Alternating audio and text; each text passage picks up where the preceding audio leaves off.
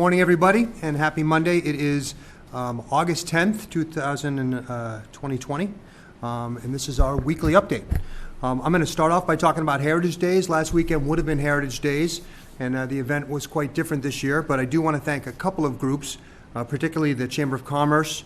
There were 3 great events that went on this weekend, and the Veterans Advisory Council also helped make us a Purple Heart immunity, and the Chamber had a Purple Heart luminaria as well. And then we had a wonderful boat parade and the Lawson Bell concert as well. So I want to thank everybody that was involved in those, particularly, like I said, the Chamber and the Veteran Advisory Council. A few quick updates on projects in town. We've got a culvert project that's going on Minot area, and that is ahead of schedule and will be done hopefully ahead of schedule. I do want to talk quickly about the harbor master and the job that they're doing. There's been quite a few boating incidents that have occurred. I happen to see 2 of them this weekend, and their response time has been phenomenal. One of them occurred in the North River where a couple of kids were in kayaks. It flipped over. Situate's own Bob Doherty was there to pull one of the kids out of the water, and then shortly after that, there were 3 or 4 harbor master boats that came over and helped with that situation. And then yesterday afternoon at Hummerock, some kids got out on a paddleboard. It got out a little bit too far, and all the way from the harbor to get over to Hummerock, a boat was over there very, very quickly. Luckily, someone was there and got out on a surfboard and pulled the kids in as well. So they're doing a great job. Just be careful on the water. I'll stick with the water topic right now and go into the water restrictions that are at hand. We are now on full restrictions, and you can only use handheld devices to water your garden. So you're not allowed to wash your car, wash your boat, fill your pool. Any of those types of things cannot be done anymore. You can water your garden with handheld device and use water in your house to shower, cook, all that sort of stuff, but not outside. No water in your lawn or anything like that. I know they've issued about 100 fines for people that are continuing to water their lawn, and we'd like to ask you to stop. One other thing with the water restrictions that are going on, we've had a reoccurrence of brown water, and I want to go over a little bit about what's occurring there. We were doing so great and did not have any brown water until recently, and the water that we're getting now is certainly not the color that we've had in the past, but we're still using 2 million gallons a day of water, and these restrictions are supposed to pull that down. We've got 1 million gallons a day that are coming from the wells, which is clean water, and we've got 1 million gallons a day coming from the plant. And the plant is processing the water from the reservoir. And what is happening at the reservoir, because the water temperature has gotten high, it's caused the magnesium to stir in the reservoir. And on top of the fact that the water is very static because we're not releasing water for the runs anymore. So the magnesium is coming from the reservoir through our processing plant, but there's not a device there to take that magnesium out.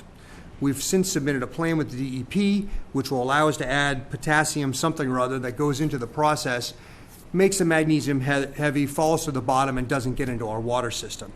The goal is to reduce the water that we're using so that we use much less water from the plant and use more water from the wells. That's why these restrictions are in place. Like I said, there's a plan in place, and we hope we get it in place so that we can, or approved very quickly so that we can put that into place shortly. The reservoir is at 57%. We are in a drought. We have not gotten rain in a long time, but this is nowhere near the conditions that we had in 2016. But we are being very, very cautious of this. So please try and preserve your water and follow the restrictions that are there. I also want to let everybody know that the North and South River Water Association has published a video that's online that is very good, and it shows you really why we need to reserve water and gives a really good understanding of what's going on. So that's all I have now. I'm going to pass it over to Drew Shealy, who's going to go over the COVID situation and the restrictions in place from the governor. Drew? Thank you, Tony. So currently we have 3 new cases in the last week within the town. We have a total of 4 cases that are active. 2 of those cases will be coming off of isolation at the end of today, which means we will only have 2 more people under isolation. This is a single family dwelling where the latest 3 cases came from. We are not seeing, a lot of community spread here throughout the town of Scituate. We're actually doing pretty well. People are doing the right thing. I can't stress enough that we have to continue to do the right thing. The governor had a press conference on Friday where he rolled back some of the restrictions, where we could have 100 people outside. Now we can only have 50 people outside. These restrictions were put in place because people in other communities weren't doing the right things. There was a community out, Gardner, that had a 300-person wedding. And with contact tracing that's being done, the state can pinpoint back to that wedding, 30, 40, 50 cases of coronavirus. So it's these large-scale events that we're really trying to prevent. People should, if you do have any type of underlying health condition, stay away from large-scale events. Have someone else go do your grocery shopping. Just because we're doing the right thing and we're seeing our numbers stay at that level of around 2% every single day, we still don't have a vaccine. And if we're not diligent, that 2% can very easily start jumping up to 4, 5, 6. Before the governor put his restrictions in, we were under 2% for about 14 days. And then we had July 4th, we reopened a little bit more. We started to see an uptick. We got up over 2%. 2 weeks ago for both weekend days, we were up over. One was 2.9, 2.6. So the governor saw that, saw a little uptick, made the call to roll back things. It's not the wrong call. We have to be diligent. We have to make sure that we wash our hands when we are out in public. If you cannot social distance, wear a mask. I do want to stress that if you are outside and you can social distance, the likelihood of transmission of the disease outside while social distancing is very, very, very, very low. Very, very low. It's when people are in confined rooms like this for an extended period of time, and when I say extended period of time, I'm talking 15 minutes or longer. So if you happen to see someone up at the dump and they don't have a mask on and they're bringing their trash in, again, they're at that dump for less than 10 minutes. They're not interacting with other people. And, even if they were, if it's, less than 2 minutes to say, hi, how was Johnny's day yesterday, we're really not going to be causing a big alarm. But you do want to make sure if you do go out to a restaurant, when you're going to your table, you have your mask on. If you get up to go to the bathroom, you want to make sure you put your mask on. If you're at the supermarket, put your mask on. If you're in a line waiting to go into Maria's sub shop or to Fribbles, to Dribbles to get an ice cream and you're in a line, make sure you have a mask on. It's a very simple way to stop the spread. And until we have a vaccine, it's going to be the key. Thank you, Drew. Next, I've got our new superintendent, Bill Burkhead, here, and he is going to give you an update on the schools. Bill? Thank you. So I'd like to start off with our school calendar. I know everybody's anxious to know when the school starting dates will be. So at the August 6th school committee meeting, the school committee approved our calendar.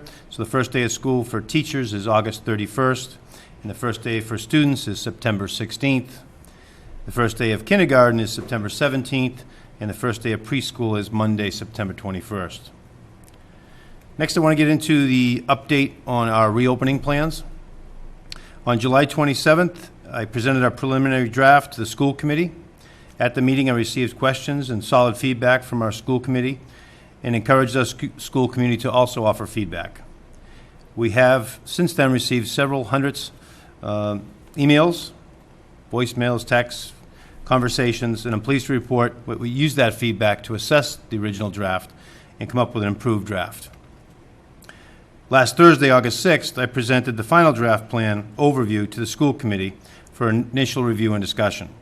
A 63-page comprehensive plan was then shared with our school community and can be found on the homepage of our website. Since the presentation, the school committee and I have received hundreds of correspondence and excellent feedback. I want to thank the Scituate Public School community and our community at large for your feedback. It's very helpful as we continue to revise and improve our plan.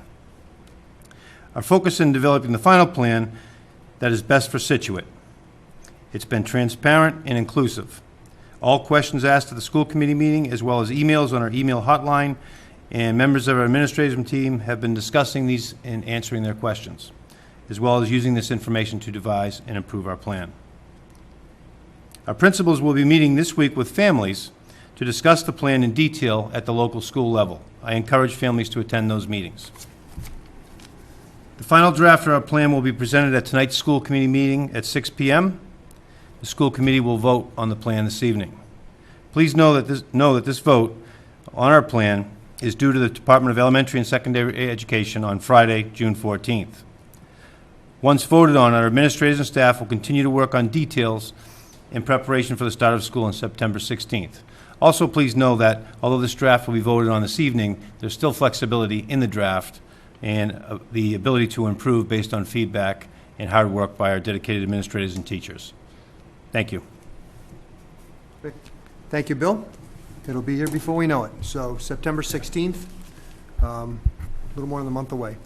That's all we have today. I do just want to mention that Jim Boudreau, our town administrator, who usually is here for these meetings, is out on vacation this week. Well-deserved vacation. Enjoy it, Jim, and we'll have somebody here next Monday to give you an update again. Have a great week.